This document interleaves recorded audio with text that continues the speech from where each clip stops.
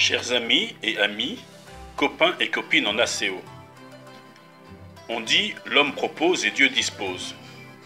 Comme l'an dernier, j'aurais aimé être avec vous pour vivre cette retraite ACO 2018.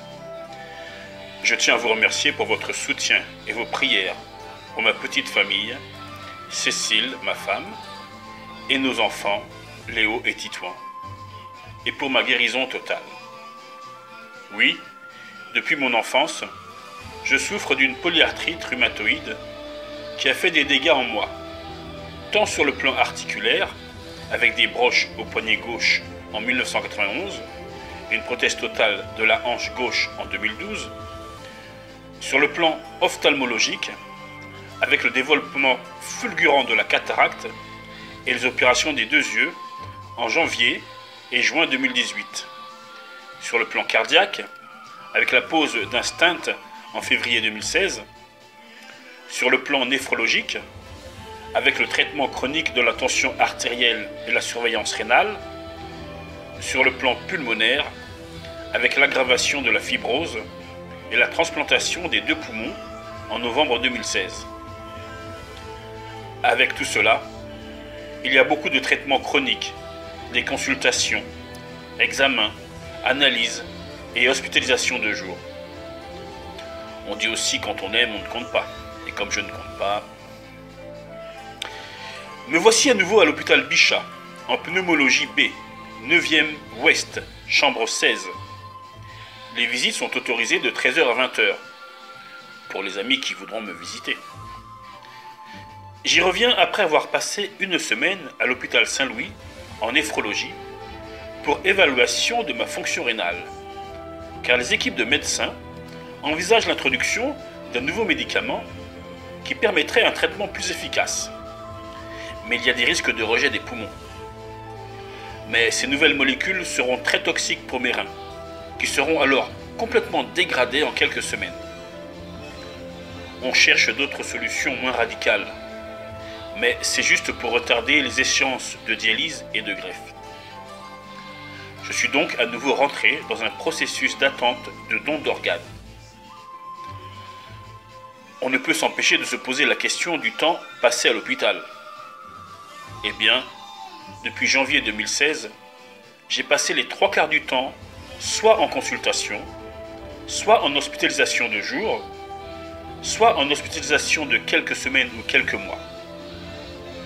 Pendant le quart de temps restant, j'essaie de profiter de ma famille et de faire quelques activités, de répondre aux diverses sollicitations administratives, sociales, culturelles et religieuses. Cependant, je reste actif, mais pas agité.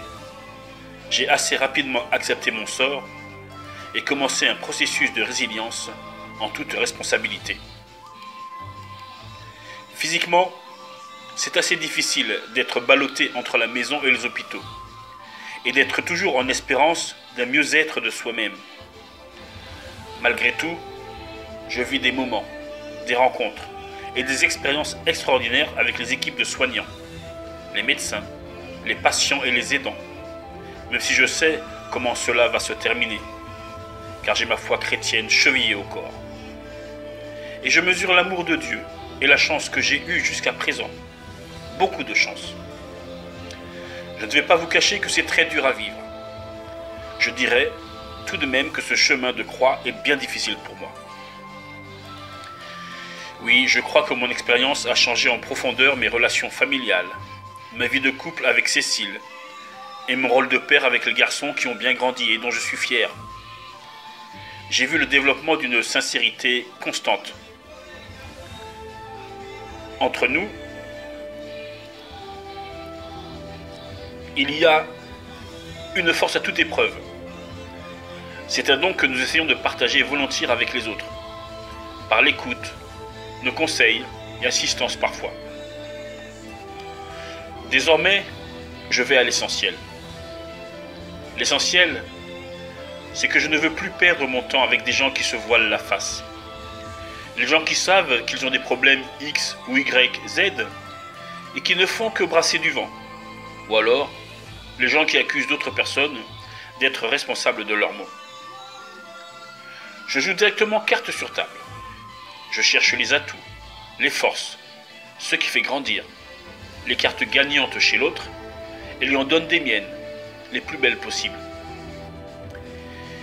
Il est évident que quelqu'un comme moi doit être sujet à des problèmes psychologiques. Aussi, ai-je décidé de me payer les séances hebdomadaires d'un thérapeute psychologue, sauf quand je suis à l'hôpital. Ça représente un bon budget, mais je sais que cela me fait du bien. Je l'avoue, je suis poussé dans mes retranchements, mes réflexions, mes prières. Il m'arrive de penser que si Dieu m'a permis d'être transplanté des 2 poumons, il ne peut pas me laisser tomber, et que ma mission sur cette terre reste à accomplir. Je suis un josiste, pur et dur. Devant chaque situation difficile, j'applique, presque par réflexe, le voir, juger, agir, comme méthodologie d'approche et de compréhension. C'est le voir, juger, agir qui m'aide à garder la tête froide, à me ressourcer quand les nouvelles difficiles sont annoncées à la chaîne. Oui, dans ma situation actuelle, où plus d'un aurait pu perdre les pédales et la boule, c'est le voir, juger, agir qui m'aide à rester rationnel. La révision de vie en équipe ACO me manque. Ce sont les conditions sanitaires qui m'ont obligé à ne pas venir aux réunions. Toutefois, je reçois fréquemment les convocations et les comptes rendus de réunions, et je remercie la responsable d'équipe, Anne. Cependant, je pense vivre une sorte de partage, en participant souvent au groupe de parole organisé par la psychologue de l'hôpital Bichat. Quand je suis asymptotique en hospitalisation, je rends visite et accorde du temps d'écoute, de témoignage, et je partage ainsi mon expérience avec des nouveaux greffés pulmonaires. J'ai élargi ma carte de relation à des copains et copines greffés. On se téléphone pour prendre des nouvelles. On peut se comprendre sans se plaindre. Même si le nom de Christ n'est pas évoqué directement, nous sommes conscients de sa présence. Je tiens une chrono de ma vie à l'hôpital, car c'est le moyen que j'ai trouvé pour garder une trace des moments qui passent très, très vite à l'hôpital. À l'hôpital, des nouvelles chassent d'autres nouvelles, de bonnes ou mauvaises aventures. Tenir un chrono me donne l'occasion d'une relecture des moments clés de mes journées. Depuis le 1er septembre 2018, je suis le secrétaire général de l'association Pierre Enjalran, fibrose pulmonaire idiopathique.